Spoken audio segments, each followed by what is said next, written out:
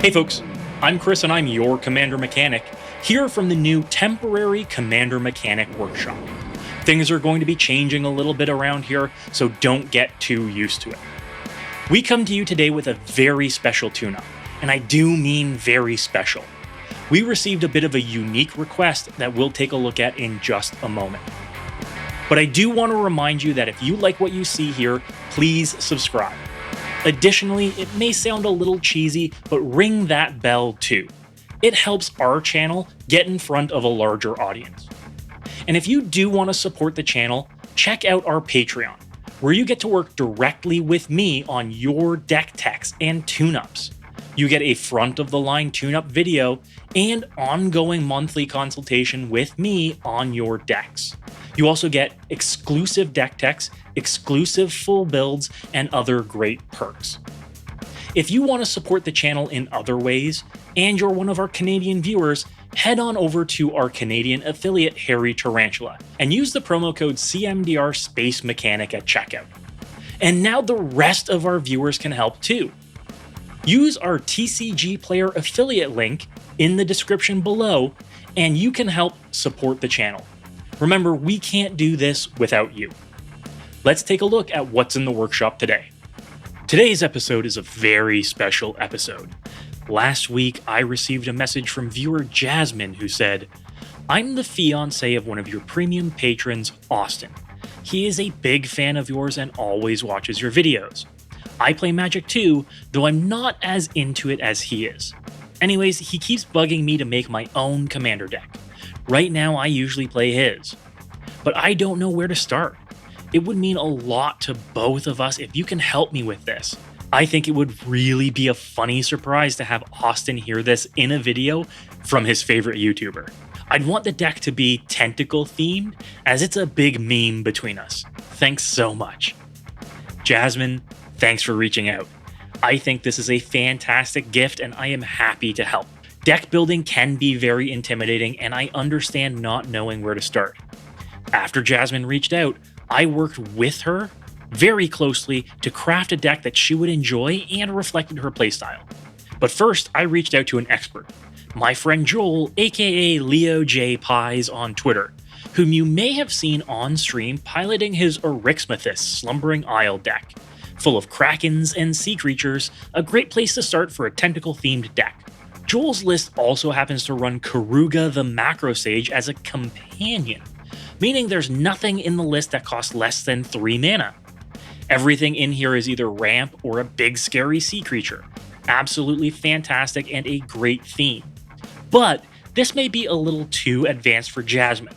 So let's see what bits and pieces we can use to our advantage. First, we know we want our deck to be blue. Joel's chosen Simic, but I think our commander needs to be a little more Lovecraftian of a vibe than Erixmathus. Immediately, I start thinking of some of the cephalid creatures like Aboshin, Cephalid Emperor, or Ambassador Laquidus, but I think we can dream a little bit bigger. One of my personal favorites is Gyruda, Doom of Depths.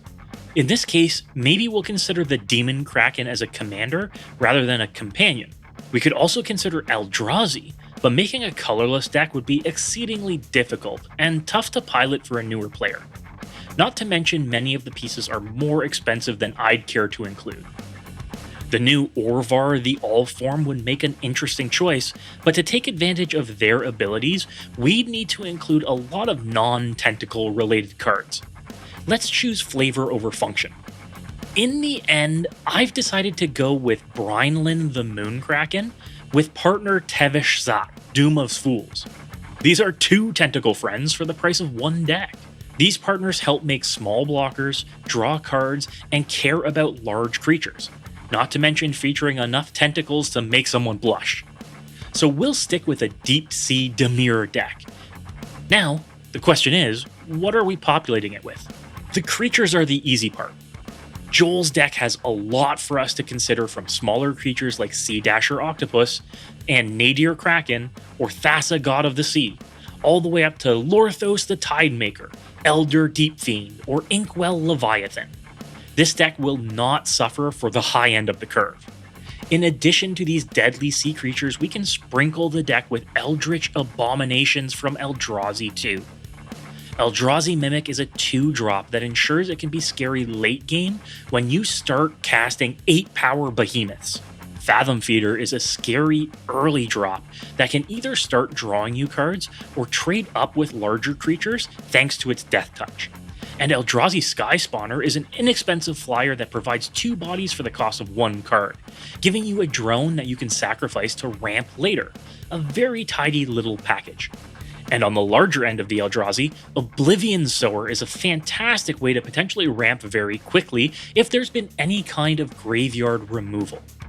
In a deck with a much higher than average curve, this can be a big mid-game play, taking you immediately to late-game mana. We may find some difficulty in filling the rest of the deck. Apart from the veggies of mana rocks, what can we put in that sticks to our tentacle theme? Joel's deck does give us some insights here. Engulf the Shore is a no-brainer, a thematic board wipe we can cast at instant speed. Whelming Wave is along the same lines too, and Crush of Tentacles is, well, probably this deck's namesake. All easy includes. I'd make some room for River's Rebuke as well. After all, the art does have tentacles in it. And Frantic Search, specifically the Urza's Generation art on the card, has some tentacles in there. Wow, the Scryfall Tagger app is fantastic for this kind of thematic art-based search. For targeted removal, we'll need to rely on black. So sticking with thematic removal here, there's Consuming Vapors, which strikes twice and gains us some life. Induced Despair is exactly what we want. Takes advantage of our big squiddy creatures and removes a creature at instant speed. Paralyzing Grasp is certainly an option here, tapping down a dangerous creature for good. And for extra flavor, we can add cards like Dark Suspicions, which features in the art our commander Tevesh Szat. So it looks like we actually have a great wealth of options in here. We can make room for some staples, add Jasmine's Request, but otherwise we are on point with our tentacled theme. But before we take a look at our final list, I wanted to include another on-theme combo in the deck, Dark Depths. If you thought Emrakul was the top of the tentacle totem pole, you haven't met Merit Lage. This 2020 makes us jump through some hoops, either with Dark Depths or Merit Lage's Slumber. But when we add Thespian Stage, we can cheat Dark Depths and get a really early 2020. All it'll cost us is 2 mana and 2 lands, but who can turn down a beefy 2020 tentacle horror? The way this combo works is due to the wording on Dark Depths. Dark Depths enters the battlefield with ice counters on it, and if it has no ice counters on it, you can sacrifice it to make a Merit Lage token.